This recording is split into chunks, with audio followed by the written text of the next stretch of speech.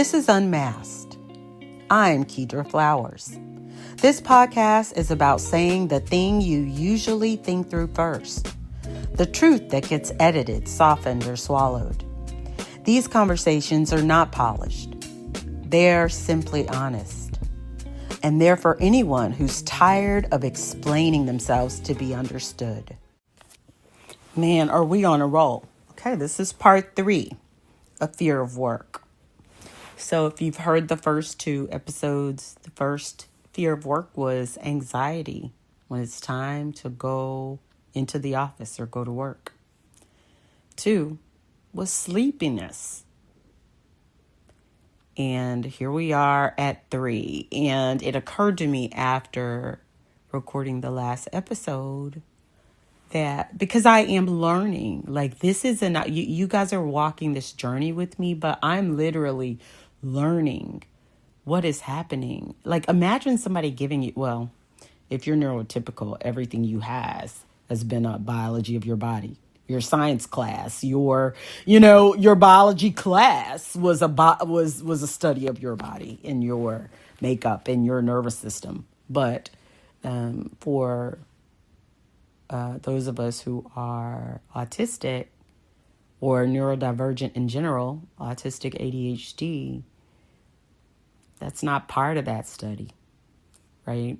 It's kind of like taking a history course where, all of the inventors and explorers and founders and colonizers, don't look like you. Yeah, it's another version of that same thing. So anyway, after getting done with the last episode, I was thinking, oh, wow. So why doesn't that happen when I have something due? Like if I had an appointment at 8 a.m., I'd be in there, gone. I'd be in there since 6 a.m. on it, Like why doesn't the anxiety and the sleepiness and all that hit when there's something due, when I got to have something into the IRS or I have a hearing or whatever. And it hit me because it's that body chemistry, it's the cortisol that kicks in. So my question to chat was, so the transition when something is urgent bypasses fear and sleepiness because of the cortisol trigger? And that's a question. And chat's response, yes, exactly. You've got it. When something is urgent, your nervous system skips fear and sleepiness and goes straight to mobilization because urgency triggers a cortisol and adrenaline surge. Let's lay this out cleanly so you can feel why this happens. 2 different switches in your nervous system. Your system has 2 main ways to respond to demand. 1, non-urgent demand, which is protective inhibition.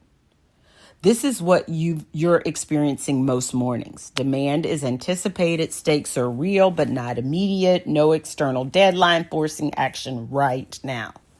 So your nervous system asks, do I have enough capacity for this? If the answer is probably not, energy drops. Sleepiness appears, engagement is delayed. That's protective downshifting. 2, urgent demand leads to emergency mobilization.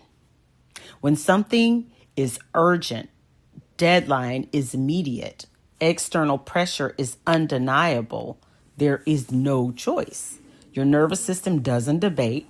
It releases cortisol, which is the mobilization hormone, adrenaline, which is the action hormone, and norepinephrine, focus plus vigilance. This overrides sleepiness, suppresses fear, sharpens focus, creates that, oh, wow, I'm suddenly awake feeling. This is why you can function in a crisis, which has been all of my life. You can work under pressure and you can power through when it matters. That is my life. Like if there was a list of themes in my life, it is functioning in a crisis, working under pressure, and powering through. That's been it. Cortisol and adrenaline and norepinephrine. That is amazing. That's amazing. So when there's something urgent, that's why. And I don't have brain fog. That's why I can do IRS hearings. That's why I can negotiate some crazy settlements. That's why.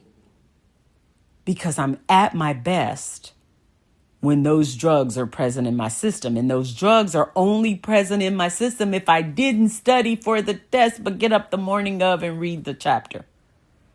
They're present. Retains it immediately, recalls it immediately, and then forgets it just after. By the way, that's a downside to it, but it's worked. It's gotten me through school without studying. It's gotten me through college without studying. It's got me through work. Can't say without studying, but without a standard work protocol, right? So get it done. Get it done. That's what it's done. That is amazing.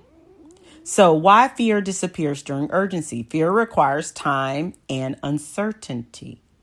Oh, that's interesting. Fear requires time. And yeah, you have to have time to be scared. That's why when a car falls on a child, the mom can raise that car up. She's not fearful in that moment. It's so quick. You don't have time to react. Amazing. Okay. Urgency removes uncertainty. There's one task, one direction, one outcome. It's just, that's it. It ain't, what do you think I should do here? Let me check with so-and-so. No. So the nervous system switches from, is this safe, to move now. Fear becomes inefficient, so it's bypassed. Amazing. Why sleepiness disappears too. Sleepiness is a break. Like break, B-R-A-K-E, not B-R-E-A-K. Break, like on the brakes in the car. Urgency slams the accelerator hard enough to override the brake. Got it. But, and this matters, this is not sustainable energy. This is borrowed survival fuel. And that's what I've operated on my whole life. The cost of relying on urgency. Here's the part most people miss. Repeated cortisol-driven activation depletes dopamine, disrupts sleep, increases burnout, makes non-urgent tasks feel impossible. Absolute. Oh my God. OMG. It does. Oh my God. That's why the least important stuff gets delayed or put off and done only when it becomes urgent. Like, that's crazy. Oh my God. That's crazy. Oh my God. Like, everything is clicking. Okay. So, repeated cortisol-driven activation depletes dopamine, disrupts sleep, increases burnout, makes non-urgent tasks feel impossible, trains the nervous system to wait for crisis to function. That's why AuDHD adults often say, I only work well under pressure. It's not preference, it's conditioning. Wow. Why your system avoids cortisol unless forced. Your nervous system has learned urgency works, but it hurts later. So when there is no urgency, it refuses to mobilize. It conserves energy. It tries to protect you from another crash. That's why mornings feel heavy unless something is on fire. This is the most important reframe. You're not lazy, unmotivated, broken, dependent on stress. My chat must think I really need support and encouragement, because it constantly does that. You are not broken. I am not thinking I'm broken. I know I'm different, but I'm not thinking I'm broken. But anyway, you are stress capable, but stress injured. Your nervous system knows how to sprint. It's trying to stop being forced to sprint every day. Oh, this is good. The real goal, not what people think. The goal is not to eliminate urgency forever. The goal is fewer cortisol spikes, more moderate supported activation, safer transitions, energy that doesn't require a crisis. When that happens, fear decreases, sleepiness decreases. You don't need adrenaline to function. Motivation becomes steadier, not dramatic, but reliable. Bottom line, say this to yourself. Urgency flips me into survival mode. Calm demand requires safety, not pressure. You're not failing to start the day. Your nervous system is refusing to use emergency fuel unless it has to. You're seeing the pattern clearly now, and that's the turning point. And it really is super clear. So as I sit back and think about this, right, there is clearly a pattern. And if you're listening and wondering, like, why is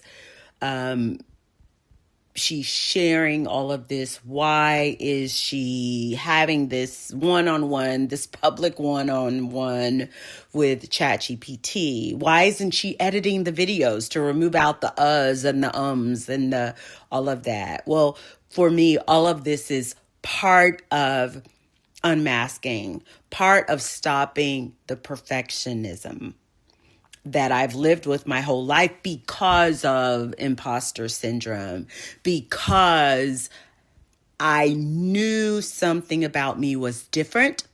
And to some extent, right, it was different in a positive way from my perspective at that time, because I knew my brain worked differently, and I referred to my brain being different or my thinking being different.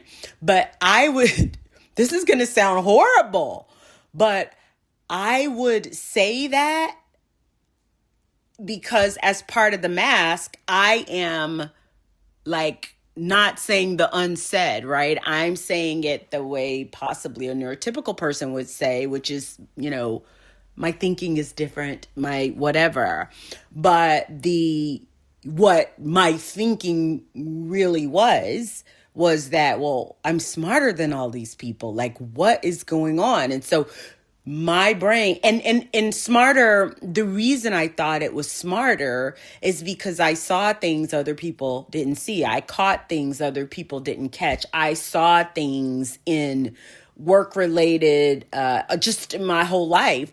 If you remember, I don't know if everybody got this, but I know in Talented and Gifted or whatever, we'd always have those little logic things, and I could get those. Or we would have the little room number 1, room number 2, what's different and how fast are you going to identify it? And I'm going to get everything in pretty quickly, right? So I just knew there was something different, right, that I thought was better. And with the diagnosis of ADHD and autism, and specifically with autism, because keep in mind the whole time from 43, when I was diagnosed with ADHD, I always thought that's all it was. So I attributed all of this to ADHD when no. And so once I realized that no, some of this is autism, well, I didn't know any of that, right? But when I was diagnosed with autism, I realized, and so even now, as I'm talking to my community, my newfound community of late diagnosed adults with either AuDHD, autism plus ADHD, or just autism or just ADHD, this community of people, I'm learning so much. I mean, just, It's called the Neurospicy Community. I'm going to give them a plug here. It's Professor Saul, and just it was, I don't know when, by the time someone listens to this, what it'll be a month or whatever. But when I joined, it was like $29 a month. If I tell you the best $29 a month, like that could have eliminated thousands in counseling, right? But, my point with that is now understanding that my brain works differently in all of these things. I think that what's shown up is I go back and I'm looking at my life. And it's really cool that before now, I did quite a few YouTube videos and whatever. And at one point I was doing I was doing professional ones, and then, just some of them just mess ones, and some of them just thinking out loud, saying the unsaid part stuff, at that time before I knew I was what I was. But my thinking has always been there, right? Autism has always been there. I just didn't say it. But sometimes I did. And so some of those videos are still on YouTube on my other channel. But anyway, the point of it is, it's really great right now because I can go back to those old videos and re-listen or re-watch. And that's going to be a fun thing. That'll be later on in this. Oh, I hate that. And it never fails. Because, part of being ADHD is setting all these damn alarms so that you don't forget anything that you don't want to fucking get. And it never fails. I'm in the middle of a recording and the fucking alarm goes off and interrupts, like, not only my train of thought, but usually it turns the recording off, and now just all of that. So, okay, I'm having a little bit of a meltdown. I'm like so irritated. Because I really want to finish. I really want to finish this. And it's so ironic that this happened. And I don't know if it's recorded it, but if it did record it, it's going to stay and I'm going to leave it on there because this is part of the experience. This is my life. Like, this is what happens when shit happens. Like, and today's been a really good day.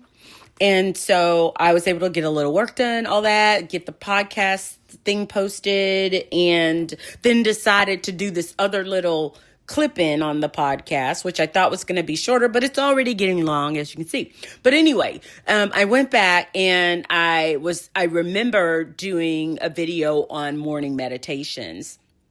And one of the things, being ADHD at that time, or still, but that's all I knew I was at that time, I have lists everywhere. And and you've heard me probably say this on the podcast before. It's like, I'm a serial killer and I'm stalking, perfection. And so I have all these lists of what I need to be and do and, don't forget. And so one of my framed pictures. And this is not a bad idea because, let me just say, okay, pause. So this is called tangential thought, by the way. You can Google it or chat it or whatever, where like you're talking about something, you go on a tangent. And that is a common ADHD thing because my brain's going so fast and all these different highways, entrances and exits are all happening at the same time. But hopefully I'll always circle back. So back to the picture frame that I have, it is a printout and it's words, right? And in big, bold words, the print says, the top one in all caps says intention. The second one says urgency and integrity. So no matter where I am in the room, I see those three words in bold, right? But then as I get close to them, there's smaller words written under each word. And so I'm going to read the whole thing in order. So the first is intention rules every outcome. Urgency adds velocity. And integrity makes visions reality. And those are true. Those things have been true. I founded this little board, similar to, I would say, a vision board. That's really what all these different things are. They may be pictures, they may be words, they may be whatever, but they are no different than a vision board, because it's there, it's in my subconscious. So I see it, but I don't see it, but it's always playing in the background. And what's really neat is, as I talk and go over this demand trigger, and specifically this particular episode, the sense of urgency and the urgency that's there, and what it has done to my nervous system as far as bringing about burnout and all of these things, right? I designed that, right? I designed that because part of ADHD can be that, we go down these tangents of what we're interested in the moment, or the case that's the most challenging and demanding. And, I'm digging and I'm researching and I'm going there, and something that seems to be rather easy kind of, may not be prioritized because it feels a little bit more like busy work, which is why some of the most difficult of cases, which really, those are the ones I typically would take, would be kind of the more difficult things, because that's what other CPAs would refer to me, or other attorneys would refer to me, or whatever. And that's typically what I would go for. And I loved it. And, it's like solving a mystery, right? But now, with the information I have about being AuDHD, I realized that actually played a huge role in the level of burnout, because everything doesn't have to have urgency. And this is not just me. So just even in communicating with people in my community now, this so far, now, of course, I'm going to attract people that are a lot like me, as far as that I'm going to kind of communicate, in the community.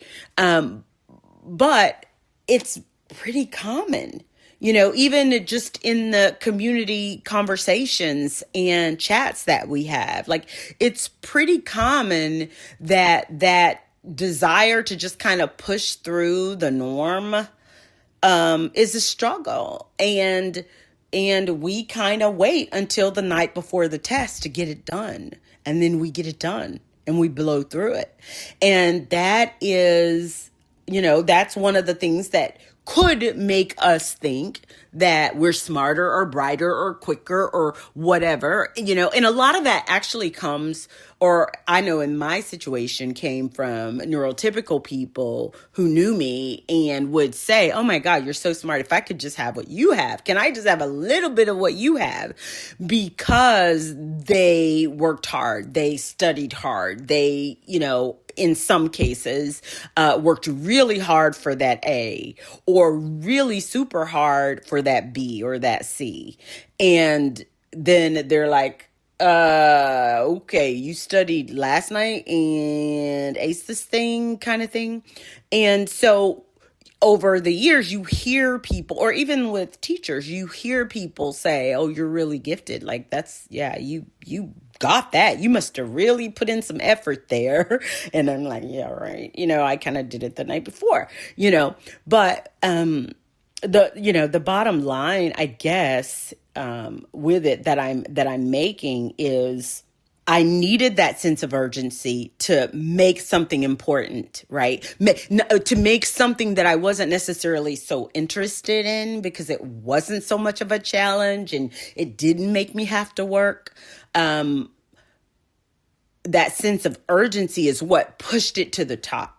So what I learned to do just in business and so forth is rather than just kind of casually meeting with clients, this was when I had the office downtown or whatever, I slowly moved into you must have an appointment. I don't meet with anyone without an appointment and whatever. What that did and what it still does today is when there is an appointment on the calendar and I'm working by that calendar, that appointment is the test. That appointment gives it the sense of urgency.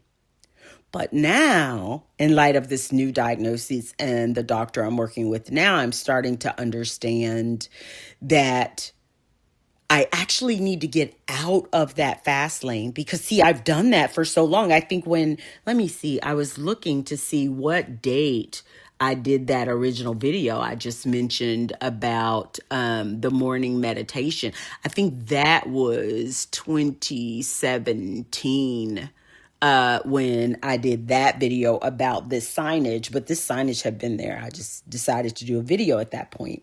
But so, I mean, at a minimum, even if I did the sign in 2017, it's 2026. We're talking 9 years of working with that really strong sense of urgency built in the structure that I put in place.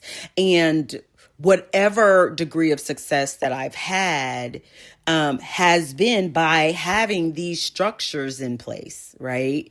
And so as I look back and as I understand, and I really am so grateful for AI and ChatGPT because I'm able to go, this is something that I do. Why and how does it relate? So it's not just me sitting here trying to figure it out and reframe it because I don't know the medical side of it, right? I just know what I'm experiencing. But because, especially on the autism side, this is a very new diagnosis for me. I'm still learning. I'm still reading books. Now, I've been reading and studying in an effort to help my grandson, or at least help my son and daughter-in-law, so that we learn and we can best support him so that he can be the best that he already is the best that he can already be. But just like you would with any child, just like I did with my son, like how can I help him learn math, or how can I help that, what I had to do with my son, because he didn't necessarily learn the same way I did, right? So kind of that same path. So I started understanding it, but I was looking at it from a little bit of a different view, because looking at it from autism, for a child or even adolescent is very different than looking at it from a 56-year-old or some of the other people, in my community, 60-year-olds. I think, there was someone who was 71 years old at diagnosis. And and we're all experiencing the same thing. There's a level of grief because now you understand why people reacted the way that they did, right? And you also understand that in many of those cases, those people have gone on to glory. Like they've passed on. They're not here. I have 2 ex-husbands. I can't have a conversation with this. And I grieve that because I would like them to understand why I was the way that I was. Not that they thought of it as negative. In the 2 that are no longer here, I can honestly say both of them were complimentary. They thought I was super smart, whatever, but they both thought I was rigid as hell. Like, you are super type A, rigid. And I'm thinking, no, you don't care. And I actually thought that of a lot of people, most people, neurotypical people. It doesn't, to me, and this is, it doesn't and I can say even to us, based on my community conversations, it doesn't seem like neurotypicals care like we care, or that they feel about things or perfection or urgency or integrity. Integrity being you say what you mean, literally. Like that's just like literal, and neurotypical should never even be in the same sentence, right? So you just automatically think, okay, they don't share in those values. It's not that. It is that our brains work differently. It's bottom up thinking versus top down thinking. And so hopefully as you hear some of this stuff, and the reason I record it, and the reason if that recording of me screaming and yelling and cursing is still on here, it's going to be on here. If not, you're going to hear me refer to it, so you know it happened. But the reason I'm leaving all this in is because someone may hear something that makes them go to ChatGPT and look something up, or makes them go to the neurospicy community and look it up, or make them look something up on social media, which, if you do that, by the way, you're going to get everything about it. Like if you look up one thing, your whole feed's going to start. If you like it or any of that, oh man, it's on. You might as well be a research professor. And I love that about social media, by the way. Because of course I'm not really out there for the social part of the media, right? I'm out there for the information. Many of us are. So it's perfect for us, right? But anyway, so intention rules every outcome. Urgency adds velocity, and integrity makes visions reality. And though in retrospect, I question how I might have done that signage differently with the information about how my brain works that I have now. I don't know, but I might have done it differently.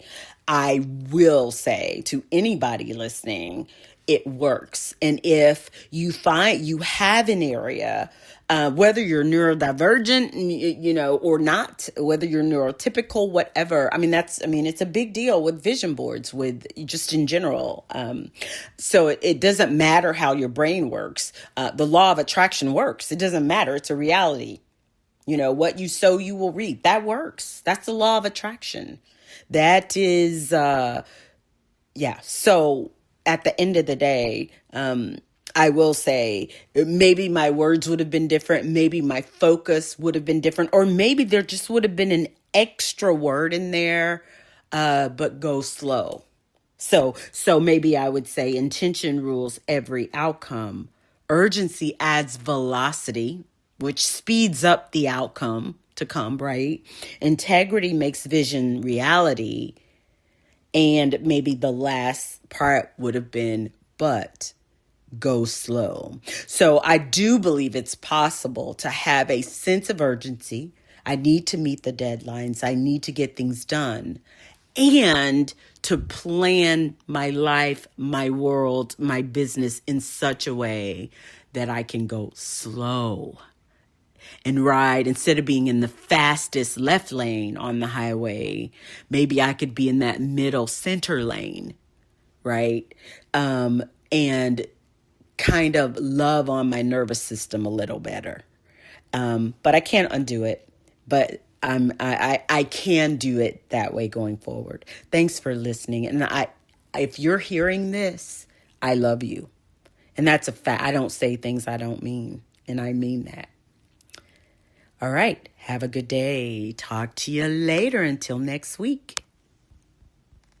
If something in this episode stayed with you, let it.